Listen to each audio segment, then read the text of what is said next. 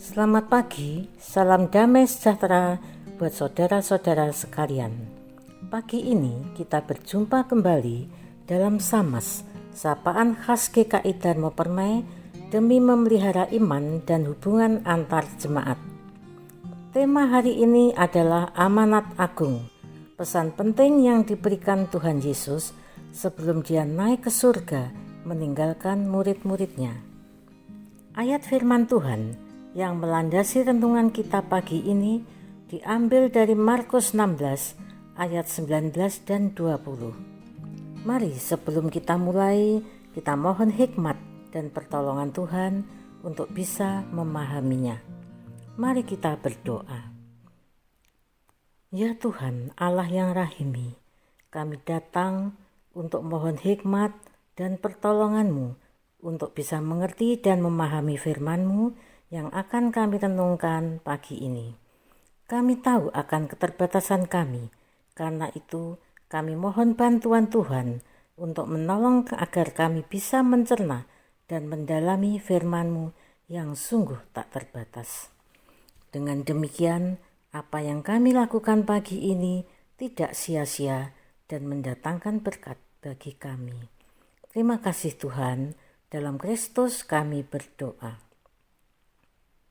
Saudara, saya akan membacakan firman Tuhan dari Markus 16 ayat 19 dan 20. Demikian. Sesudah Tuhan Yesus berbicara demikian kepada mereka, terangkatlah ia ke surga, lalu duduk di sebelah kanan Allah.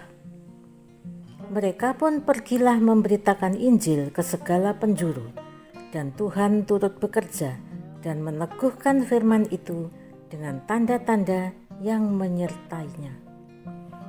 Saudara, Markus 16 ayat 19 dan 20 ini didahului dengan penampakan Yesus setelah kebangkitannya kepada murid-muridnya, termasuk kepada perempuan-perempuan yang setia mengikutinya. Yesus juga menyampaikan pesan penting yang harus mereka lakukan. Pergilah ke seluruh dunia, beritakanlah Injil kepada segala makhluk. Siapa yang percaya dan dibaptis akan diselamatkan, siapa yang tidak percaya akan dihukum. Terdapat dalam Markus 16 ayat 15 dan 16. Ayat 19 menyatakan terangkatnya Yesus ke surga, duduk di sebelah kanan Allah.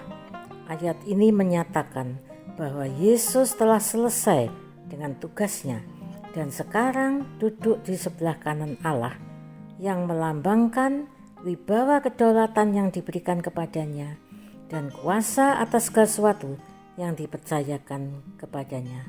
Itulah artinya duduk di sebelah kanan Allah. Ayat 20 menyatakan kepatuhan murid-murid untuk melakukan tugas yang diberikan, yaitu memberitakan Injil. Mereka giat dan tekun menghadapi segala tekanan dan perlawanan tanpa takut dan malu.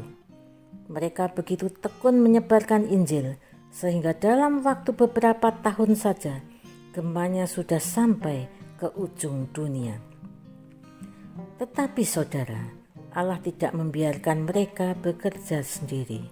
Roh-Nya menyertai mereka dalam perjuangannya.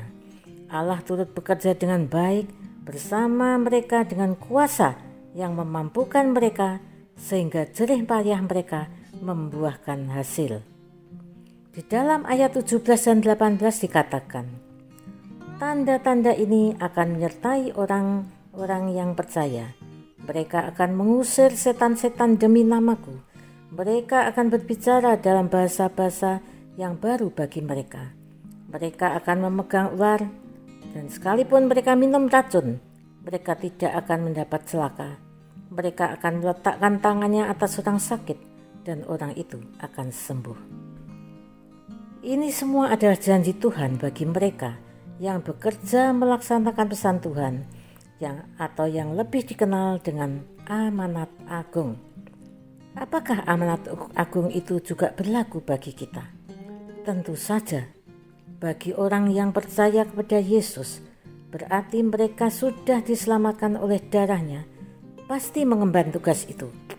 Anugerah keselamatan yang diberikan kepada kita beserta tugas yang mengikutinya adalah satu paket yang tidak dapat dipisahkan atau dipilih salah satu yang enak saja bagi kita. Anugerah keselamatan tentu kita semua mau, bukan? Tetapi apakah tugas yang mengikutinya, yaitu amanat agung itu, yang satu paket tadi, kita tidak mau melakukannya? Artinya, bagi kita yang sudah diselamatkan, kita juga harus menyelamatkan orang lain. Itu adalah misi Tuhan Yesus ketika masih di dunia, dan sekarang menjadi misi kita, orang yang percaya. Di awal-awal kekristenan ini dimulai, berapa banyak murid-murid, misionaris-misionaris yang telah menjadi martir demi tugas mulia ini? Mereka menggebu-gebu melaksanakan tugas yang sangat berat ini dengan risiko, penderitaan, dan kematian. Mungkin di saat ini, di zaman ini, di mana kita berada, keadaan nyaman, aman, tidak banyak tantangan. Apakah dengan demikian kita boleh melupakan tugas mulia ini? Tugas atau pesan yang diberikan Tuhan Yesus setelah dia berjuang dan menang atas salib Golgota? Jangan saudara, kalau kita tidak merasa mengemban tugas ini, sepertinya kita tidak menghargai karya agung Tuhan Yesus, Juru Selamat kita. Saudara, memang dengan perkembangan zaman yang sekarang serba ada, serba mudah, serba elektronik, dan serba-serba yang lain, mungkin kita melupakan misi ini. Hal ini bisa dimaklumi.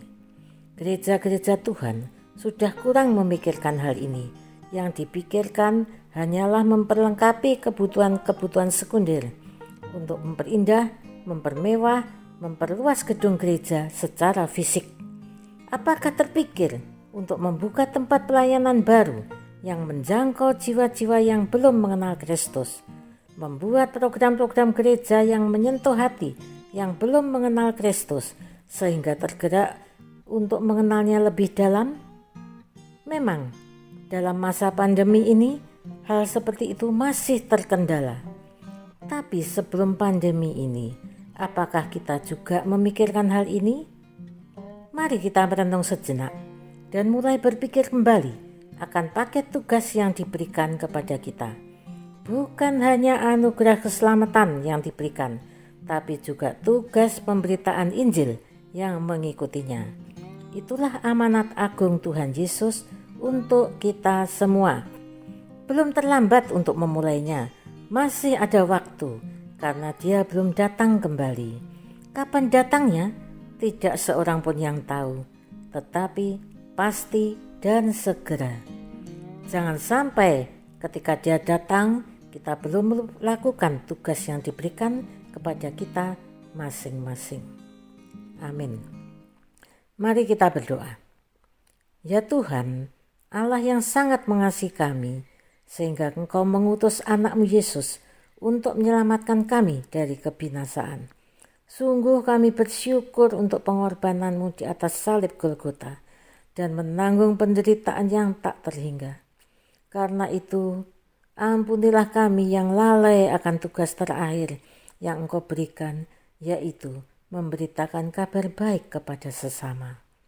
Berilah kami semangat, kesempatan, dan kekuatan untuk menunaikan tugas yang berat ini. Kami percaya dengan penyertaan Tuhan, seperti kepada mereka yang telah melakukannya, kami akan dimampukan. Terima kasih Tuhan, kami mohon di dalam nama-Mu, Tuhan Yesus. Amin.